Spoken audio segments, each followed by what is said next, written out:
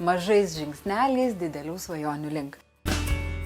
Mažųjų stebuklų darželio filosofija ir ugdymas remiasi visuminio ugdymo principais. Kiekviena veikla, kuria užsiema mažieji ir tarpusavio bendravimas, suteikia nuolatinę galimybę lavintis, atrasti naujus dalykus bei įtvirtinti tai, kas jau žinoma.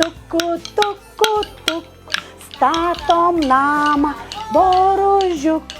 Vesdama į darželį tiksliai žinojau, ko noriu. Čia lankom nuo metų laiko ir esam patenkinti pasirinkimu. Veiklų metu naudojami kimoči personažai. Šių pliušinių žaislų pagalba vaikai susipažįsta su emocijomis. Jas sukėlusiomis situacijomis tobulina žinias, kaip gali panaudoti įvairias priemones, kad galėtų padėti savo ištikus emociškai sudėtingai situacijai. Labai svarbu, kad jie jaustųsi drąsūs ir atviri tam, kas jų laukia po to.